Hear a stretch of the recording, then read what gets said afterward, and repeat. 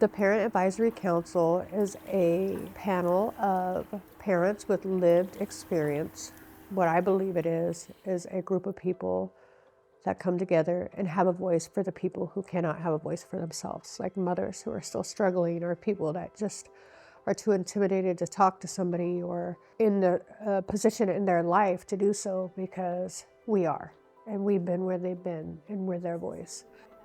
Child welfare doesn't intend to, but it can be a really harmful system to families. Parents and their kids experience trauma a lot of the time through separation in the foster care system.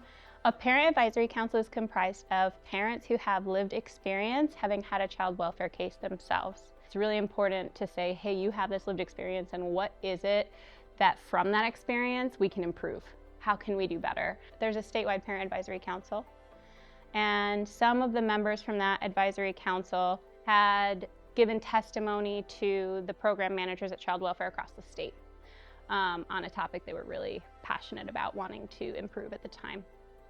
And the program manager here in Roseburg was in that meeting, heard the testimony that parents were sharing, and was like, what is this? I want to have this here in Roseburg. At the start of that meeting, I had a certain perspective on that particular area of our practice.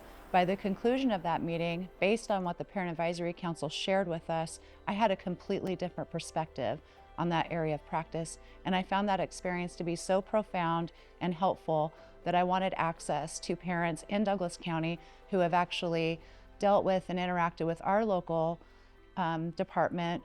I wanted to hear from them on what we can do better here in our county, and I wanted access to parents who were part of our community. So we got to work.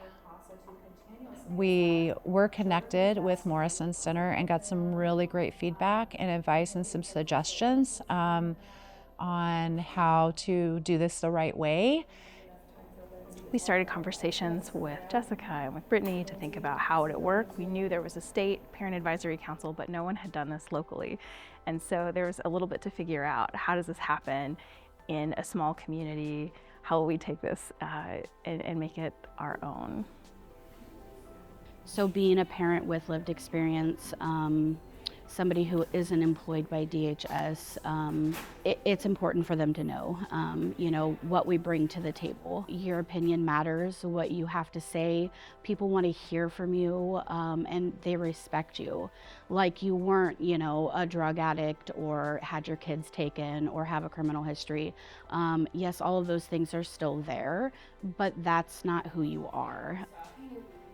This feels like the most impactful thing that I've been a part of. It's the best training and development opportunity I've ever experienced in my 25-year career. And I think that it's the best training and development opportunity we could possibly provide to our staff.